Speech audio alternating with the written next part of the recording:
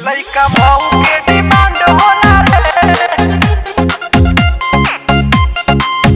लइका मऊ के डिमांड होला रे।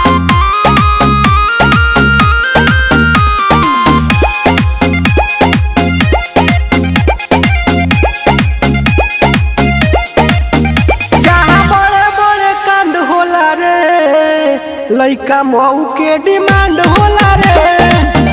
जहाँ बड़े बड़े कांड होला रे, लइका मऊ के डिमांड होला रे। जब चलेला चालू बाघावा, तबे गरम गरम मंड होला रे। जहाँ बड़े बड़े कांड होला रे, लइका मऊ के डिमांड होला रे। जहाँ बड़े बड़े कांड होला रे, लइका मऊ के डिमांड होला रे। लइका मऊ के डिमांड होला रे।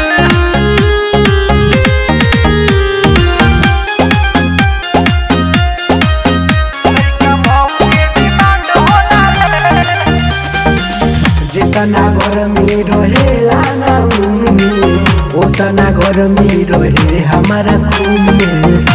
का बुझल रे बाबू ले सुन, जितना गरमी रहे हमारा उनमें, उतना गरमी रहे हमारा खून में। बुझाइए जवन पीठी पीछे वार करेला, उ तो हद अपन पार करेला।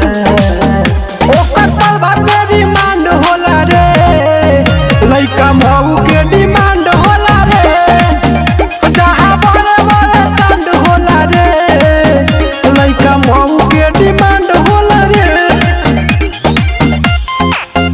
लइका मऊ के डिमांड होला रे।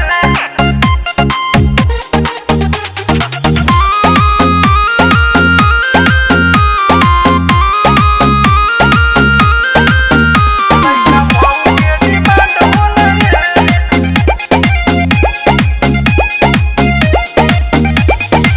डरे वाला हमनी से डरल करेला, बाकी बराबरी ना कवन करेला।